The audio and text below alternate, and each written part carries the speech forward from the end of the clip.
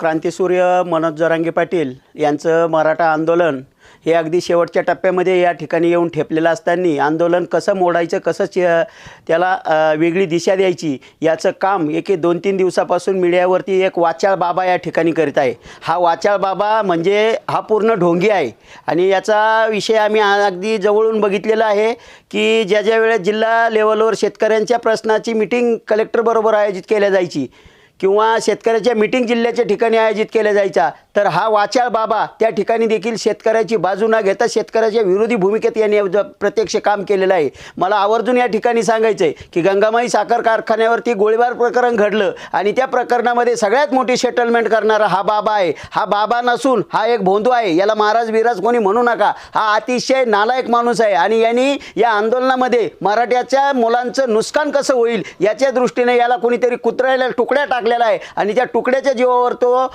क्रांतिसूर्य मनोज जरांगे पाटलावर भोकण्याचं काम या ठिकाणी करत आहे। तर तमाम सकल मराठा समाजांनो, याला या ठिकाणी यापुढे कुठेही कीर्तन वगैरे याचं होऊ द्यायचं नाही आणि जर हा कीर्तनाला येण्याचा प्रकार याने केला तर याची मस्ती, याला जो काय मराठा समाजाच्या विरोधात आलेला माज आहे तो पूर्ण मोडायचं काम आपण या ठिकाणी करायचं आहे। आणि यांनी हा जरी म्हणत असला मी तुकाराम महाराजाचा वारस आहे, वंशज आहे, हात असला काहीही प्रकार नाही आहे। याने भंडारा डोंगरावर अनैतिक कृत्य करून त्या ठिकाणी भंडारा डोंगरावर शेकडो एकर जमीन लाटण्याचा प्रयत्न यांनी केलेला आहे आणि म्हणून मी सर्वांना सांगतोय की हा भोंदू आहे, हा ढोंगी आहे आणि यांनी याच्यावरती बलात्काराचा गुन्हा दाखल आहे आणि असं असताना देखील याला आपण महाराज वगैरे म्हणायची गरज नाही। हा भोंदू आहे आणि याला भविष्यात मराठा समाज याची जागा दाखवल्याशिवाय राहणार नाही, एवढं आम्ही ठणकावून सांगतो।